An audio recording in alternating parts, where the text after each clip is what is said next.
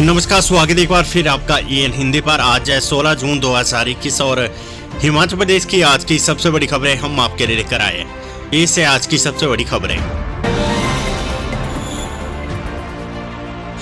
हिमाचल में आज से सड़कों पर दौड़ेगी निजी बसें। CM से मुलाकात के बाद संघ ने लिया फैसला। हिमाचल प्रदेश में बुधवार से निजी बस ऑपरेटर भी 50-20 सवारियों के साथ अपनी बसें चलाएंगे। वहीं हिमाचल पथ परिवहन निगम ने सवारियों की ज्यादा संख्या को देखते हुए मंगलवार को 302 रूट बढ़ा दिए। मंगलवार को निगम ने कुल 1528 रूटों पर अपनी बसें चलाई। सोमवार को 1226 रूटों पर निगम ने बसें चलाई थी। मंगलवार को प्रदेश में 1270 लोकल रूटों पर निगम ने सेवाएं दी, जबकि पहले दिन 1007 लोकल रूटों पर बसें चली थी। मंगलवार को निजी बस ऑपरेटर संघ ने मुख्यमंत्री जयराम ठाकुर और परिवहन मंत्री बिक्रम ठाकुर से मुलाकात की, जिसमें CM ने निजी बस ऑपरेटरों को उनकी मांगों को मानने का आश्वासन दिया। आश्वासन मिलने के बाद निजी बस ऑपरेटरों ने बुधवार से बसें चलाने के लिए हाँ कर दी है। हालांकि हमीरपुर जिले के बस ऑपरेटरों ने कहा कि जब तक सरकारों ने लिखित में मांगे पूरी करने का आश्वासन नहीं देती तब तक बसें नहीं चलाएंगे। संघ ने कोरोना के चलते 100% रोड टैक्स और टोकन टैक्स माफ करने की मांग की है। हिमाचल प्रदेश निजी बस ऑपरेटर यूनियन के प्रदेश अध्यक्ष राजेश प्रासर ने कहा कि सभी निजी बस ऑपरेटर इच्छा अनुसार बसें चला सकते हैं, किसी पर कोई दबाव नहीं है। उन्होंने कहा कि CM से मिले आश्वासन के बाद निजी बस से बुधवार से चलेगी।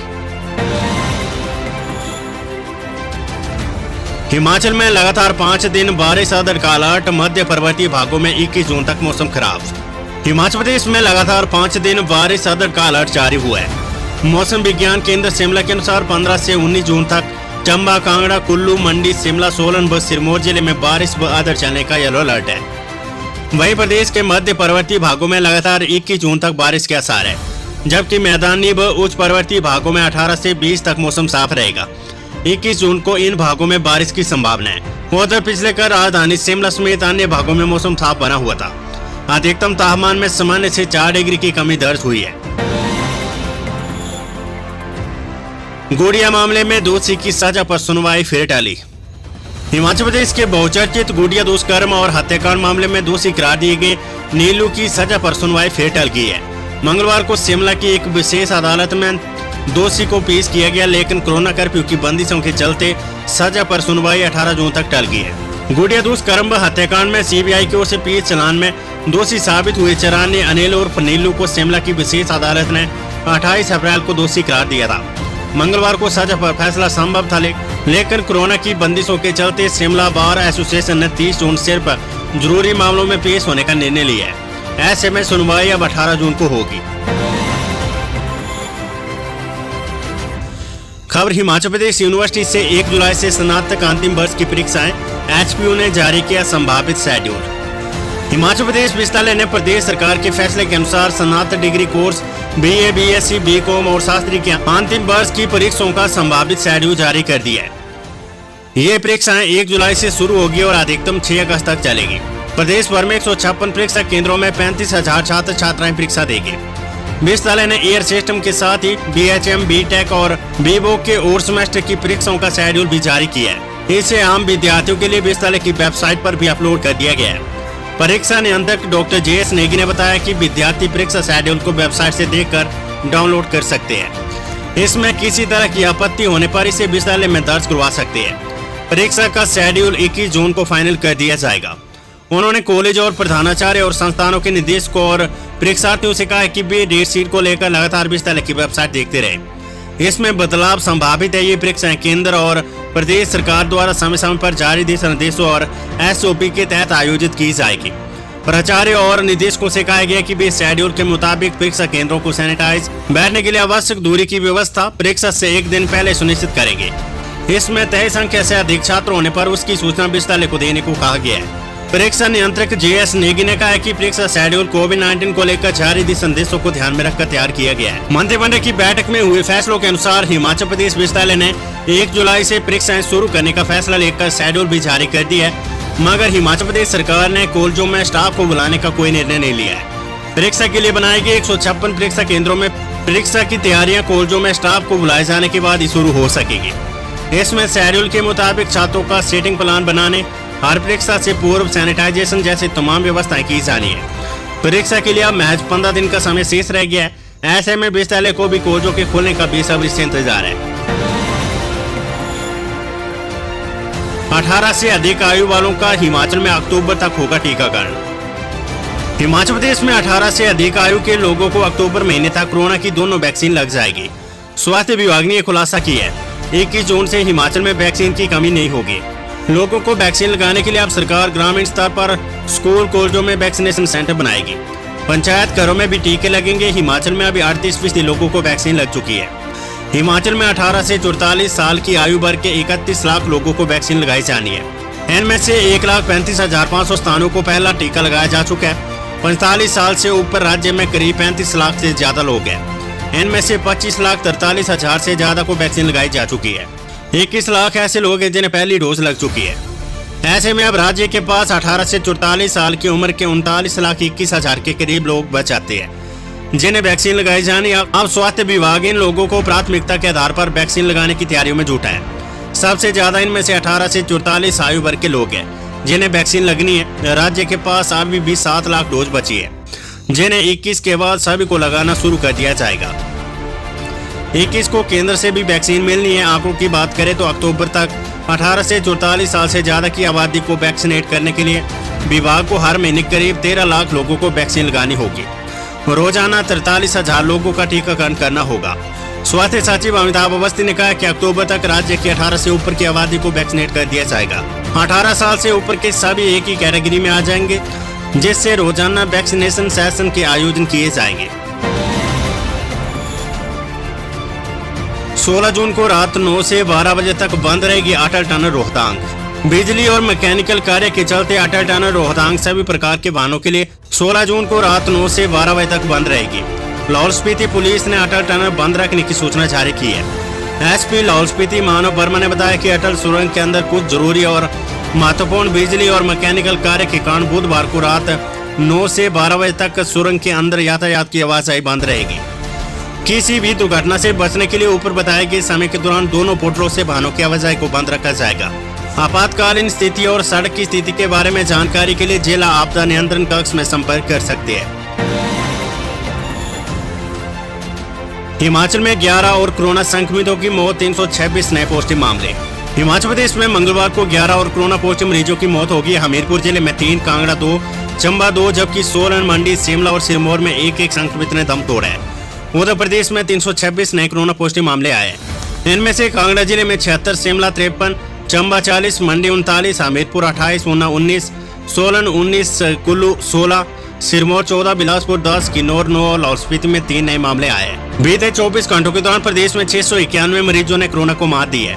अब प्रदेश में कुल कोरोना संक्रमितों का आंकड़ा 1,99,197 पहुँच गया है। इनमें से अब तक 1,91,732 संक्रमित ठीक हो चुके हैं। सक्रिय कोरोना मामले घटकर 4,050 रह गए। प्रदेश में अब तक 3,394 संक्रमितों की मौत हो चुकी है। बीते 24 घंटों के दौरान कोरोना की जांच के लिए 22,912 लोगों के सैंपल लिए गए। प्रदेश के सभी जिलों में सक्रिय मामले 1,000 से नीचे आ गए हैं। हिमाचल में कोविड-19 पॉजिटिविटी दर घटकर 3.5% हो गई है। स्वास्थ्य विभाग ने राज्य में कोरोना महामारी के मामलों की संख्या, पॉजिटिविटी दर और इसमें होने वाली मृत्यु का विस्तृत विश्लेषण किया है। हिमाचल प्रदेश में मार्च 2020 में कोविड महामारी का पहला मामला दर्ज किया गया था। मार्च माह में ही 3 नए मामले सामने आए थे, जो नवंबर 2020 में बढ़कर 18,459 हो गए थे। ये कोरोना महामारी की पहली लहर का पीक रहा। इसके बाद कोरोना महामारी के मामलों में निरंतर कमी दर्ज की गई। फरवरी 2021 में महामारी के 1,109 नए मामले दर्ज किए गए। फरवरी 2021 के बाद कोविड मामलों की पॉजिटिविटी दर में अचानक वृद्धि होने के कारण ये 0.7% से बढ़कर मार्च 2021 में 3% हो गई। अनुराग ठाकुर ने कांग्रेस पर बोला हमला, कहा कांग्रेस शासित सरकारें कोरोना से लड़ने में रही fail. Himachal Pradesh Bhajpa mission repeat को लेकर शिमला में मंथन कर रही है। 3 दिन तक कोर कमेटी की बैठक में मिशन रिपीट 2021 को लेकर मंथन किया जाएगा। इस बैठक में भाग लेने के लिए केंद्रीय वित्त मंत्री अनुराग ठाकुर भी शिमला पहुंचे हैं। मीडिया से रूबरू होते हुए अनुराग ठाकुर ने एक तरफ मोदी सरकार की नीतियों की तारीफ की तो दूसरी तरफ कांग्रेस पार्टी पर जमकर बरसे। अनुराग ठाकुर ने महंगाई, कोरोना व अनुच्छेद 370 पर खुलकर बात की। उन्होंने कहा कि पंजाब और राजस्थान सहित कांग्रेस शासित राज्यों में कोविड से लड़ने के लिए सरकारें फेर रही है। पंजाब के मुख्यमंत्री से उनके विधायक तक नहीं मिल पाते हैं, इसलिए वहां कांग्रेस पार्टी में अंतरकलह मची हुई है। पंजाब ने वेंटिलेटर कूड़ेदान में डाल दिए तो वहीं वैक्सीन निजी अस्पतालों को भेज दी है। वहीं राजस्थान में वैक्सीन की बर्बादी की गई। केंद्र सरकार कोरोना से लड़ाई लड़ रही है। पिछले साल जब कोरोना आया था उस वक्त से स्वास्थ्य सेवाओं में बढ़ोतरी हुई है। भारत में वैक्सीन बन भी रही है और देश के लोगों को लग भी रही है।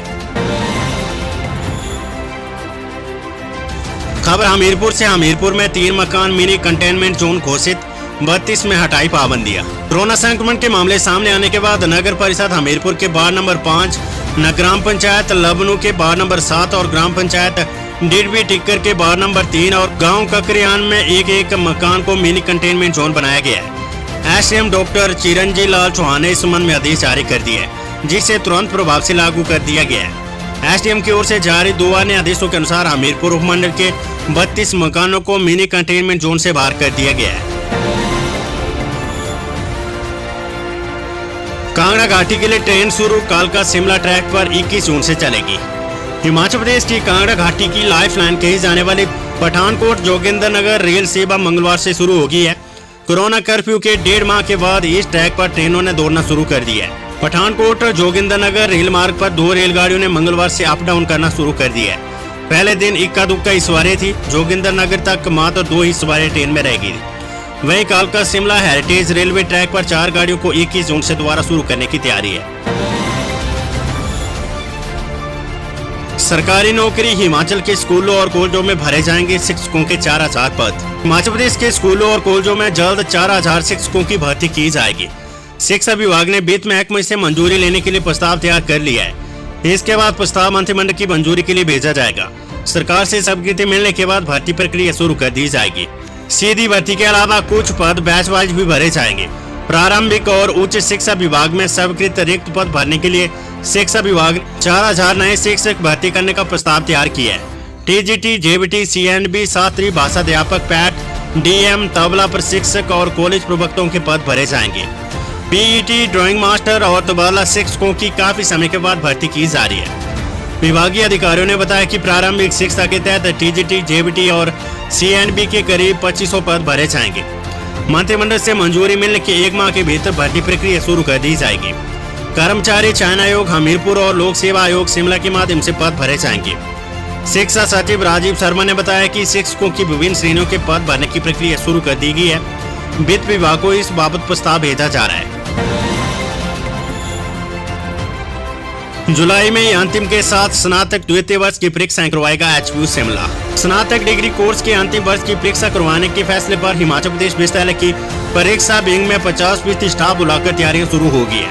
विश्वविद्यालय 1 जुलाई से फाइनल ईयर की परीक्षा शुरू कर देगा।